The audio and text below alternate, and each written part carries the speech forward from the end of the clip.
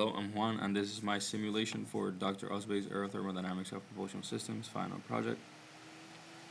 Essentially, you're given this problem where you have two oblique shocks reflecting a normal shock at a supersonic inlet, and you're told that the normal component of the Mach numbers is 1.3 for each one of them. You can find all the other values one of two ways. You can iterate here, but this is, or you can do it with the geometry relationship, but that is shown in the theory part. The incoming Mach number for each term comes to be 2.1185, and then you get your turn angle and your wave angle. Repeat that for the second shock, and this is all you need to constrain your first geometry. Essentially, that would look something like this.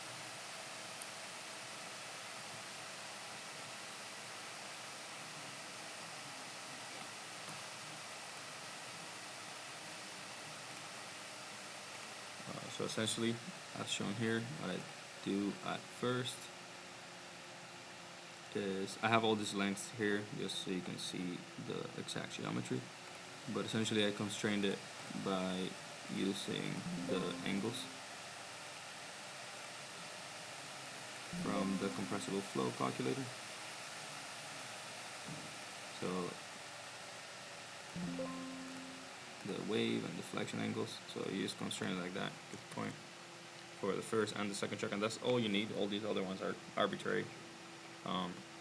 So the issue here is with the results. If you just do it by having these two walls here normal to the shock, you will need a lot of iterations to get it to eventually converge, because what will happen is you'll start getting some expansion waves, and then you iterate more, you get an oblique shock, and you'll need increasingly more and more iterations to eventually get this to converge. I never managed to get it to fully become a normal shock.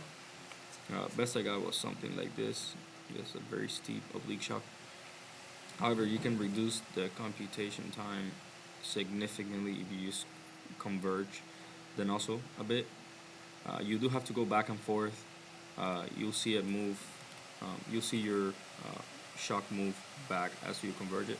But if you do it too much, eventually you'll get a shock somewhere in here. So going back and forth, I found the right angle, which is this angle right here. I found the one for my geometry, and I show it in this other one.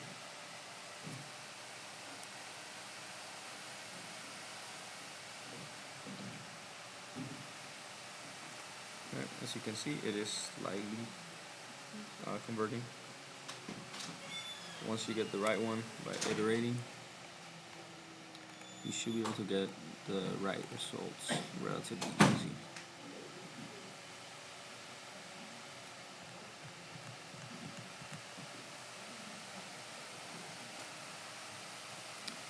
For the mesh, since you have to go back and forth, it can be quite time consuming. So I just did a face mesh, and that seemed to work out well.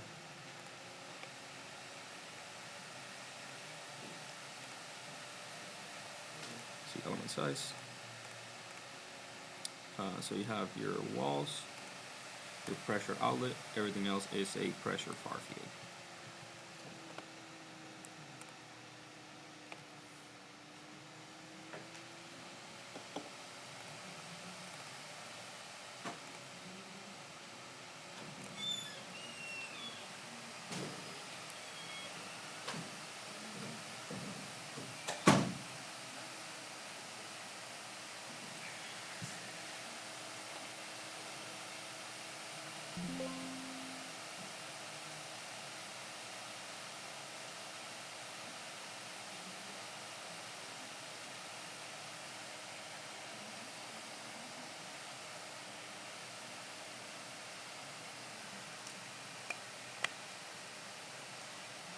Alright, moving on to the setup.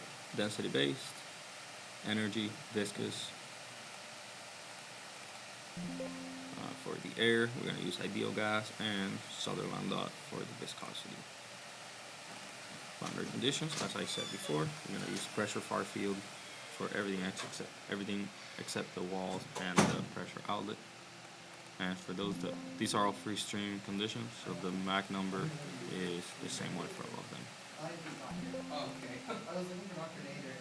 Alright, yeah, your pressure outlet, you don't have to change anything because we're going to calculate from the inlet and everything is relative. However, if you do calculate the static pressure relative to the inlet, it's about 506. Alright.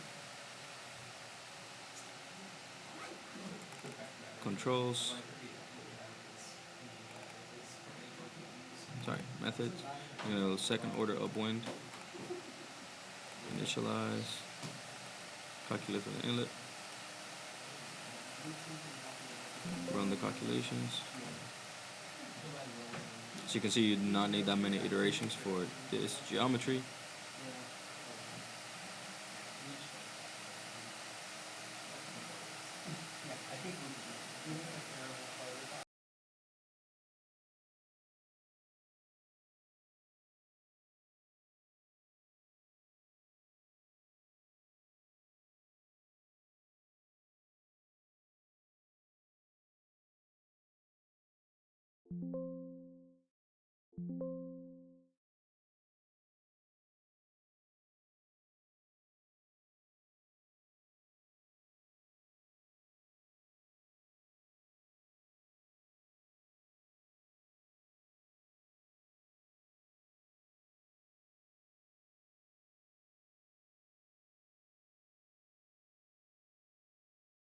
Alright, so we need the following contours. And then you gotta plot the variation of all the variables along the x here. I'll show you how to do that.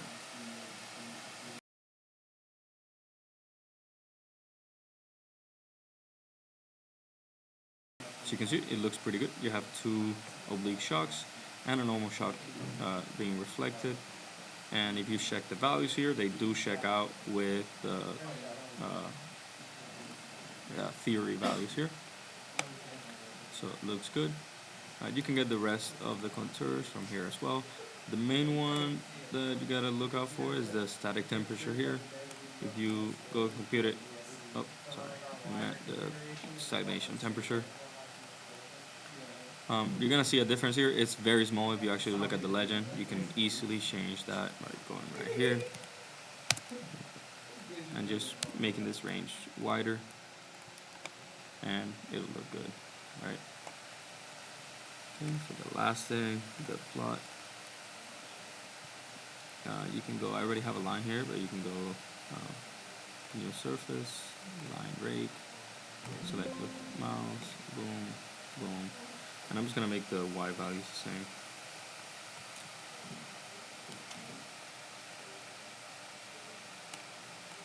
Alright, once you have your line, so the same. I'll do it with the Mach number. Alright, looks good. This is your first oblique shock. Second oblique shock, and then you have your normal shock here where your Mach numbers decreases a lot. And it does check out. And that's about it. I'll show you the rest of the plots here that I have in the document. So these are all the other contours. I showed the Mach number.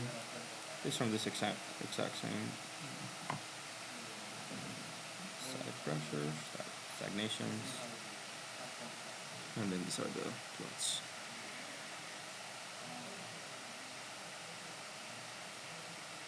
And that's it.